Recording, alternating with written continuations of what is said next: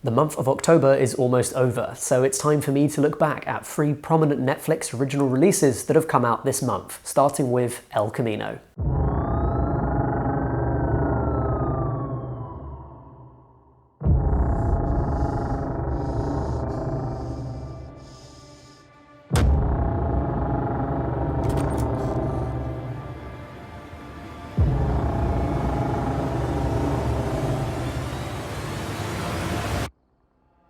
Kicking off immediately after the events of Breaking Bad's 2011 finale, Felina. God, that's a hard thing to say in one go, isn't it? El Camino picks up with Jesse after the ambiguous ending for him in that episode. I don't review TV shows that often on the channel. I find that my time tends to be taken up by movies and of course also video games, and so I never really seem to have the time to sit down and watch a whole series. Breaking Bad was obviously an important exception to that. I mean, it's a fantastic show, and if you haven't seen it, then I highly recommend doing so, although I think you must be part of a vanishingly small slice of the population that hasn't. It's tough for any spin-off movie to live up to the TV show that came before it, in part because film and TV are really different mediums.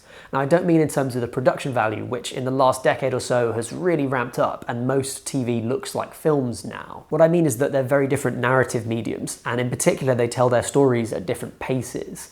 So TV has a much longer kind of timescale to tell its story in, which means it can follow expansive stories of multiple characters, sometimes in an easier way than a movie can. But the flip side of that is that everything in TV has to fit into these kind of 45 to an hour chunks, and so there's always these big breaks in the beats in the story. On top of that, there's an expectation, I think, that movies have kind of higher stakes than TV, which I definitely don't think is true, especially with something like Breaking Bad, where the story is so tragic and so cleverly told, with these really high stakes and really difficult stuff happening for all the characters. And as a result, I think it's hard to get that right. There aren't many TV show spin-offs into movies that really handle that well. The Simpsons movie is a good example of where they kind of come up with a bigger concept, but it's not like a massively different kind of story to the one that the show would tell. It just takes longer, and as a result, it kind of just feels like a longer Simpsons episode. And then there's stuff like Alan Partridge Alpha Papa, which, if you haven't seen the original TV show, concerns like a local radio DJ in Norfolk,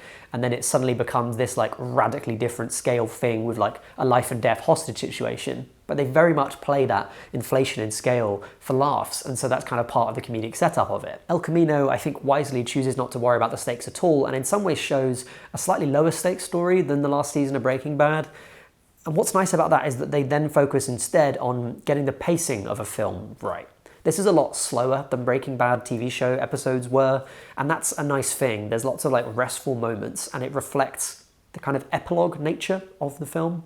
I wouldn't think of this as being like another part in the Breaking Bad sequence. It's more like a tonal epilogue that wraps up kind of some of the feelings and themes of Breaking Bad, and it does kind of have a definitive feeling to it. It feels like underscoring the end of that story. It's nice also just to put Aaron Paul front and center for like 2 hours, and the pacing and his performance go hand in hand there. So there's like a lovely moment, for instance, where he's waiting under this underpass, waiting for night to come, and the sun slowly dips behind the horizon, the night sky darkens, and then a light flickers on in the underpass, and he takes that as a cue to drive on. It's a lovely bit of filmic pacing where they're kind of taking their time showing just what the character's thinking. I think much less successful than the pacing is the kind of cameos of other Breaking Bad characters. There are a couple of them that come back in scenes that are, you know, quite prominent throughout the movie, and some of them are more successful than others. I think that by and large, I would have preferred a movie that was just about Jesse, that took place in the here and now, but I think that probably would have been tough to stretch to the time that they have. The opening scene of the film, for instance, is Mike and Jesse having a chat by a lake, and it's all about talking about the future and what you want to do when you get out, which of course was kind of a major theme in the last series of Breaking Bad, all about freedom and kind of what that would mean to finish. That stuff works very well. There is unfortunately some other stuff that feels more like fan service and feels a little bit disruptive to the plot of the movie, but I think that's to be expected with a kind of Breaking Bad spin-off. People would throw their hands up in fury if they didn't get to see some of the characters that they know and love come back. And last but not least, that recognizable visual language of Breaking Bad is still there despite the film transitioning to a widescreen aspect ratio.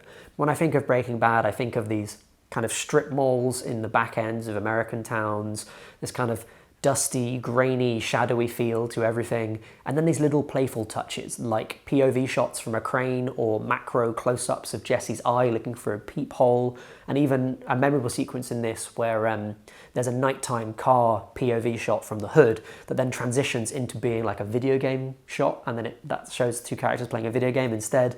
And that's what I think of when I think of Breaking Bad, so it's nice that they've kept those kind of touches in it. So that's El Camino. It's a kind of take it or leave it thing. It's probably going to appeal more to Breaking Bad diehard fans than it will to anyone else. And ironically, I think it will probably annoy them slightly more than it would the casual viewer. I think it works as a clever kind of sequel that is more interested in just wrapping up the plot and the themes of Breaking Bad than it is in really adding anything massive to the story or to the characters. Next up is Dolemite Is My Name. Hey, you know, Auntie, I was thinking about putting out a comedy record. Comedy? You've been a singer, a shake dancer? Ha! It's real hard to break in. I do whatever it takes to get in. I come up with a new character. Rudy Ray Moore is on the outs. He's this showbiz failure. He's failed to make it as a singer, as a dancer, even as a comedian. And as he's getting older and increasingly behind the times, he has one kind of last big attempt to make it big. And when a new stand-up routine makes Rudy a star, he decides to take his work to the big screen and a wider audience by creating a blaxploitation film, Dolemite. So this one is based on a true story. It's this comedic biopic about Rudy Ray Moore, who was one of the more prominent actors in the blaxploitation movement, although he did come in kind of right near the tail end of that sequence of films. And by the way, if you want to know more about blaxploitation, as it happens, I did a video on it a couple of years ago, so I'm going to leave a link to that in the description below, and also whack it in a card right here, right now. It should be like a card on the screen. So I was interested in the subject matter, but also in the kind of a stellar cast that's attached to it. In the lead, you have Eddie Murphy as Rudy Ray Moore, who's this kind of larger-than-life character who just won't let anyone take no for an answer and always wants to get his creative ideas out there. He's kind of a perfect choice for this, I think, Murphy, because he's a really funny actor and he definitely knows how to turn a comedic scene. But if you haven't seen some of his more dramatic stuff, like Dreamgirls, for instance, then you might not know that he's actually got pretty good dramatic chops. I think he's able to carry a character through a movie, and he does a really good job of it here. It's nice because it makes the film a biopic that's actually also a comedy, and not artificially so. It's about funny stuff, it's kind of outrageous, and it has a lot of fun with that premise. But the supporting cast around Murphy is also really good. You have Craig Robinson, who just makes me laugh in like everything he does. There's something about the guy's facial expressions, he's fantastic. Titus Burgess from Unbreakable Kimmy Schmidt. We have Mike Epps, Chris Rock, Snoop Dogg. There's loads of famous actors in the film, even Wesley Snipes, who I could have sworn is like still serving time for tax evasion. I didn't know that he was out, so good for him. He's kind of the worst thing in the movie, I think. He totally overblows playing his character, but as he's playing this kind of coked up, drunk director who has ideas above his station, A, I think that kind of makes sense as a Wesley Snipes casting, and B, I think overplaying it doesn't really hurt the movie that much. The film's directing and storytelling is kind of pedestrian. I think it's a pretty by-the-numbers kind of creative story biopic. There's lots of shots of people nodding appreciatively as they realise he's got the next big idea. There's even a montage where he's working on that idea and he's thinking, yeah, I'm going to make it big. It's all that standard kind of walk the line stuff that you've seen 100 times, but that doesn't mean that it's badly done. And as it happens, the film is really nicely photographed, and the costume and hair work in particular really brings that era to life. So it's relatively straightforward, but it's also quite informative. It has a lot of knowledge about what it was like for black creatives working in that period, and also talks quite knowledgeably about the blaxploitation industry. There's even an explanation as to how kind of changing cinema habits kind of led to blaxploitation being a fad in the first place, which is like quite in-depth for a movie like this, but really clever and well inserted into the film. It doesn't feel like it's out of place. And really running underneath the movie is this kind of powerful message about how Rudy Ray Moore's success is largely traced to the fact that he identified an audience that people weren't serving.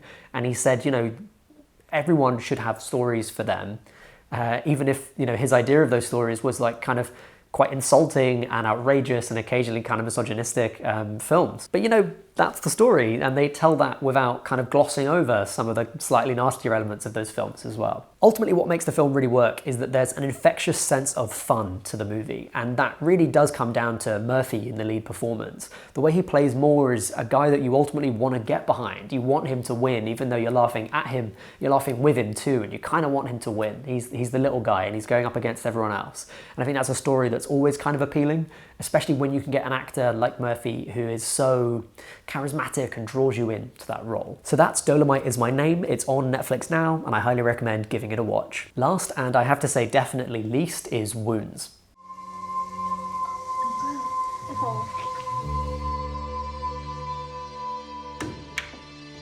It's quiet in here tonight.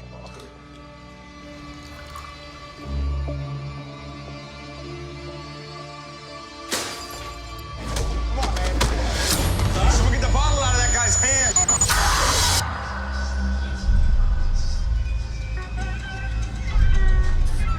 It's probably one of the kids.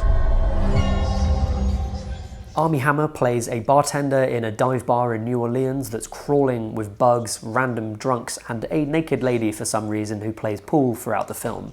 Really, that's not actually explained that much, and I'm very much confused as to why that's happened. Armie is a kind of hollow guy. He only really seemed to do this job. All of his friends are through this job. He's propped up by kind of alcoholism, essentially keeping him going. And he has this not that loving relationship with a girlfriend who he's kind of jealous of. But all that's kind of ticking over until one night there's a fight in his bar and he picks up a phone left behind by one of the patrons. This being a horror movie, of course, some weird texts start coming through, and you're in for a slice of basically Gnostic body horror. Wounds is the second feature film from Under the Shadow director Babak Anvari. If you haven't seen Under the Shadow, you may as well just watch that instead of Wounds. It's a much, much better movie. When Wounds is a good film, it's kind of like that film. There's this opening scene, for instance, that's this quite long, tense sequence in the bar where Armie works, and it follows the patrons coming in and out, people more and more drunk, the tone gets kind of more dangerous, and eventually it bubbles over into this fight where someone gets quite severely injured. It's a really clever bit of rising tension that also brings up all of the themes around kind of how empty some of these people are. Everything basically that I liked in the movie is in that first 10 minutes, and what followed felt kind of like it was two different people making the film, which makes me think that the director was overruled a little bit in it. For instance, there's lots of these like tense arguments between Armie and Dakota Johnson, who plays his girlfriend, and those scenes are often underscored by this kind of meaningless, scary music drone that doesn't really do anything and seems to not really have any relevance to what's actually happening. You get bored of that drone after a while, you know? I can't feel this rising tension for the entire movie. There has to be some sort of release to it.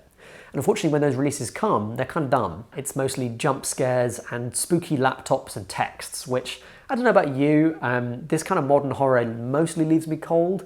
And I think it is mostly a movie thing too, because I've read some short stories and horror novels that are set in kind of more modern settings, and that stuff's fine. So I don't know what it is. I think it might just be watching people text or like typing in web addresses just doesn't get me scared. And that stuff often comes hand in hand with what is slightly present in this film, which is a kind of message of social media bad. You know, people will fall over on the street and be hurt, and then instead of showing like a crowd reacting in any way, they all get out their phones and start filming, and it's like Snapchat evil, Instagram bad, Facebook naughty.